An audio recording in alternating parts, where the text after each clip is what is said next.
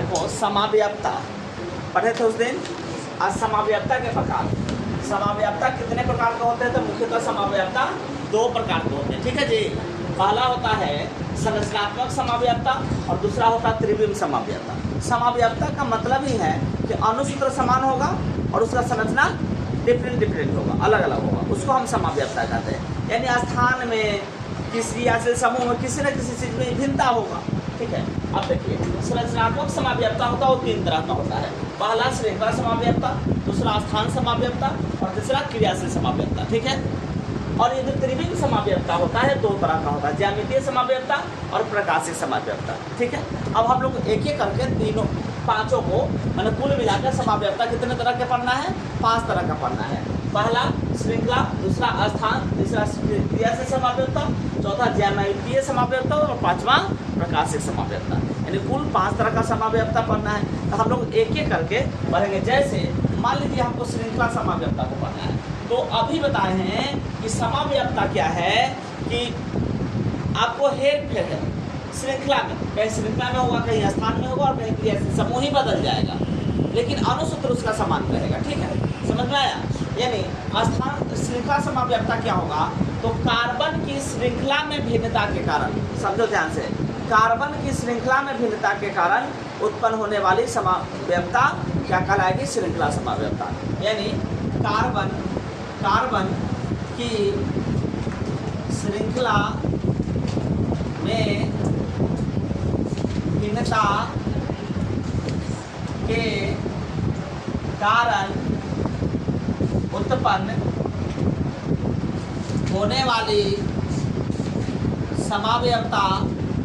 होने वाली समाव्ययता श्रृंखला समाव्ययता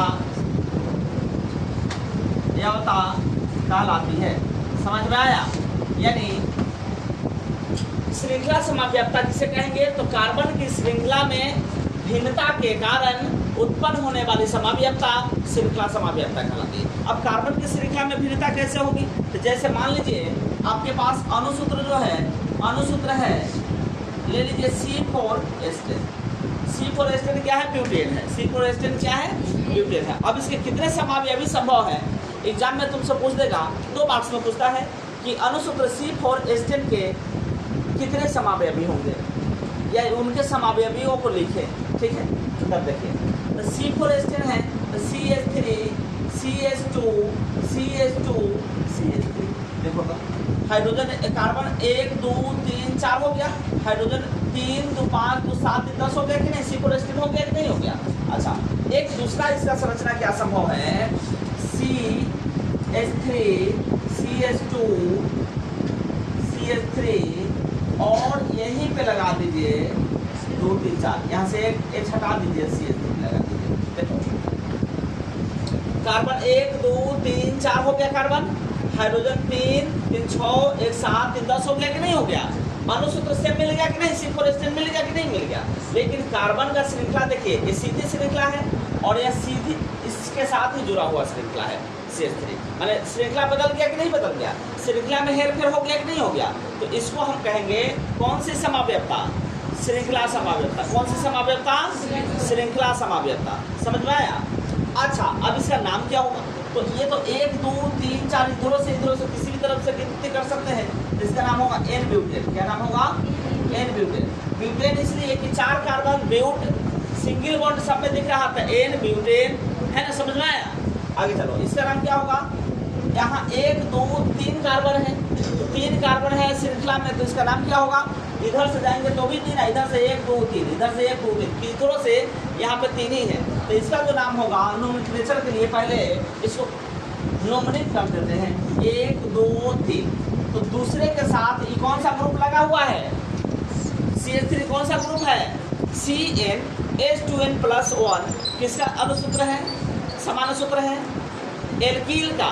तो यहाँ पे C1 है तो मेथ, एल्कील का है इसलिए मेथिल। तो दूसरे स्थान पे कौन लगा हुआ है? Methyl, 2 methyl. और कार्बन क्या है वो? 1 2 3 श्रृंखला में, कार्बन की श्रृंखला में कार्बन क्या है वो? 3 गो। 3 का नाम है प्रोप, 3 का नाम है प्रोप, सब में सिंगल बॉन्ड N। यानी इसका नाम होगा 2 मेथिल प्रोपेन। क्या नाम होगा? 2 मेथिल प्रोपेन होगा। ठीक है, अब देखो, अब तुमको बताते हैं फिर अनुसूत्र। एक और एग्जाम्पल देखो, C5 है और S12 होगा। S कितना होगा? 12 होगा। इसके क्या वो समावयवी है उसको निकालते हैं। C5H12, C5H12 के कितने समावयवी संभव हैं उन सभी समावयवियों को अभी लिखते हैं। C5 एक तो ये सीधी श्रृंखला होगी CH3, CH2, CH2, CH2 और CH3। एक तो ये संभव है नहीं। 1 2 3 4 5 कार्बन 5 हो गया, हाइड्रोजन 3 तो 5 तो 7 तो 9 और 3 12, हाइड्रोजन 12 हो गया। एक ऐसा संभव है। दूसरा क्या संभव है कि यहाँ से CH3 को उठा के या तो यहाँ लगा दीजिए या फिर यहाँ भी लगाएंगे तो एक दूसरे पोजीशन पे, इधर भी लगाएंगे तो एक दूसरे पोजीशन पे, तो किधरों से आप लगा सकते हैं। तो एक तो इसका स्थान बदल दीजिए, CH3 CH2 CH2 CH3 हुआ। 1 2 3 4 ले लिए और एक इसको ले आके किसी भी पोजीशन के साथ हम डाल दे रहे हैं, CH3 यहाँ पे डाल दे रहे हैं। ठीक है, कोई दिक्कत नहीं ना? यानी कार्बन की श्रृंखला हमको बदल देना है, श्रृंखला में परिवर्तन करा देना है। समझ में आया? श्रृंखला समावयवी कितने संभव है वो हमको देखना है। तो अब देखिए ये गलत ना हो गया, 2 3 4 5 बॉन्ड, तो एक हाइड्रोजन यहाँ से हटाइए। कार्बन के चारों तरफ 4 ही बॉन्ड होना चाहिए, यानी कुल मिला के 8 इलेक्ट्रॉन होना चाहिए। तो देखो एक तो हाइड्रोजन स्वयं है जुड़ा हुआ, इसको हम ऐसे भी लिख सकते थे, ऐसे। समझ में आया? समझ में आया बॉन्डिंग? तो इसको हम यहाँ पे सीधे CH लिख देते हैं। ठीक है, तो एक बॉन्ड तो ये हो गया, दूसरा हो गया, तीसरा हो गया, 3 हो गया, एक 4 हो गया। कंप्लीट है ना जी? अब देखिए, अब बताओ इधर काउंटिंग किधर से होगा? तो जिधर से नजदीक में क्रियाशील समूह रहता है, इधर से दूसरे पोजीशन पे है तो 1 2 3 4। अगर इस CH3 को हम बताए हैं या तो इस पोजीशन पे डाल दीजिए या फिर इस पोजीशन पे, कोई फर्क नहीं पड़ता है, क्योंकि यहाँ से एक हट जाएगा तो इधर से भी एक दूसरे पोजीशन हो रहा है, और यहाँ डालेंगे तो भी एक दूसरा पोजीशन हो रहा है, तब यहाँ डालेंगे। अगर इसको यहाँ भी डालते तो ये तो एक दूसरे पोजीशन होता जी, काउंटिंग खाली इधर के बदले इधर से हो जाता है ना? समझ में आ रहा है? तो यही इसका संभव है। तो काउंटिंग करिए 1 2 3 4। अच्छा, नाम बाद में लिखेंगे, अभी क्या वो संभव है वो देख लेते हैं। तो ये संभव है। तीसरा टाइप क्या संभव है? देखो तीसरा टाइप क्या संभव है? देखिए CH3 हो गया, CH2 हो गया, CH3 हो गया। अब करते क्या है, हम CH2 को हटा देते हैं यहाँ से। क्या हटा देते हैं? CH2 को हटा देते हैं। और 1 2 3 4 5 गो ना कार्बन है, तो हम एक CH3 इधर से डाल देते हैं और एक CH3 इधर से डाल देते हैं। देखो तो कार्बन गिनो, 1 2 3 4 5 हो गया कार्बन। हाइड्रोजन 3 3 6 3 9 3 12 हो गया, यानी C5H12। इसके बाद देखिए इसमें देखिए 3 1 2 3 4 5 कार्बन हो गया। हाइड्रोजन 3 3 6 7 2 9 और 3 12 हो गया। इसमें तक गिनिए दिए थे। समझ में आया? 3 समावयवी संभव है C5H12। ऑब्जेक्टिव में अगर पूछता है C5H12 के कितने समावयवी संभव हैं, तो 3 समावयवी संभव है। और इसका अगर सब्जेक्टिव में पूछता है 2 मार्क्स में पूछता है कि अगर आप बताइए C5H12 के सभी समावयवियों को लिखिए, तब हम इस तरह से देखेंगे। कोई भी अगर दे देगा एग्जाम में तो लिखा जा सकता है, बस तुम अपने लिख के देखना कि क्या क्या समावयवी संभव है। मैंने उसके स्थान में परिवर्तन कराना है, श्रृंखला में परिवर्तन कराना है। ठीक है, समझ में आ रहा है? ये हम अपने से लिख सकते हैं। अभी तो बताएं, इसको इस पोजीशन पे डाले हैं या फिर इस पर डाल सकते हैं, तो 2 ही संभव है, या तो इस पर या फिर इस पर, तो एक ही लिखे। उसके बाद में यहाँ चलिए, यहाँ अब एक और को शॉर्ट कर रहे हैं, यहाँ पे एक को शॉर्ट किए, यहाँ एक और को हटा लिए, 1 2 3 बच रहा था, एक और जगह खाली था तो यहाँ डाल दिए, दोनों तरफ से डाल दिए। अब संभव है क्या? संभव है जी। अरे अब और लिखा जा सकता है? नहीं लिखा जा सकता है। तो इतने 3 समावयवी हुए। कितने समावयवी हुए? C5H12 के कितने समावयवी संभव है? 3। अब इसका नोमेनक्लेचर करना सिखाते हैं। नाम लिखना तो सिखाए हुए हैं। अब देखो इसका क्या नाम हो जाएगा? इसका तो सीधे हो जाए N। 1 2 3 4 5 5 है तो पेंट। 5 से नाम क्या होगा? कार्बन की संख्या 5, नाम क्या होगा? पेंट। कार्बन की संख्या ना 5, नाम पेंट। और सिंगल बॉन्ड है एल्केन समूह का था N पेंटेन, N पेंटेन नाम हुआ। कार्बन की संख्या के आधार पर नाम याद रखना। कार्बन एक नाम क्या होगा? मेथ, कार्बन 1 नाम क्या होगा? मेथ। कार्बन 2 नाम क्या होगा? एथ। कार्बन 3 नाम क्या होगा? प्रोप। कार्बन 3 नाम क्या होगा? प्रोप। कार्बन 4 नाम क्या होगा? ब्यूट। कार्बन 5 नाम क्या होगा? पेंट। कार्बन 6 नाम क्या होगा? हेक्स। याद रहना चाहिए, ठीक है। अब चलिए इसका नाम लिखो। इसका काउंटिंग तो इधर से हो रहा है, तो 1 2। दूसरे वाले पोजीशन पर कौन है? मेथिल। कौन है?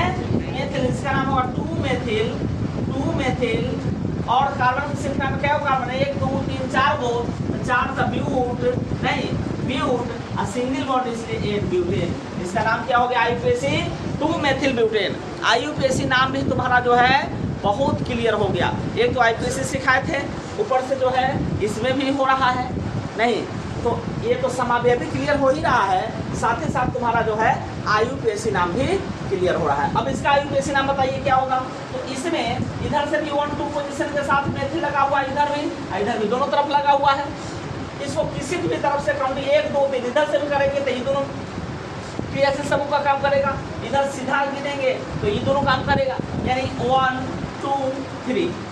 तो 2 वाले पोजीशन पे कौन लगा हुआ है? 1 2 गो मेथिल लगा हुआ है।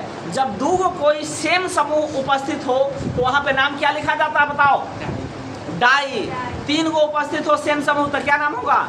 ट्राई। अगर 1 गो रहे तो मोनो। 4 गो समूह सेम अगर उपस्थित हो तो टेट्रा। 5 गो उपस्थित हो तो पेंटा। याद रहे। तो इसका नाम क्या होगा? 2 पर ही है तो 2 2 तो ये पर 2 गो है, 2 2 डाई मेथिल। और नाम क्या होगा? 1 2 3 कार्बन का प्रोप, 3 कार्बन का प्रोप, सिंगल बॉन्ड इसलिए एल्केन समूह का है। तो 2 2 डाई मेथिल प्रोपेन। अगर जो है इसको तुम सीधे 2 डाई मेथिल प्रोपेन लिखोगे गलती हो जाएगा, याद रखना, क्योंकि इसके पोजीशन पे दोनों हैं, इसलिए 2 2 डाई मेथिल प्रोपेन हो जाएगा। समझ में आया? चलिए, तो समाव्यता, स्थान समाव्यता सब लोग को समझ में आया होगा, क्रिया से श्रृंखला समाव्यता समझ में आया होगा। इसके बाद अब हम स्थान क्रिया से सबको एक एक करके पढ़ेंगे, ठीक है। चलिए, वीडियो अच्छा लगा तो लाइक शेयर कमेंट करना है।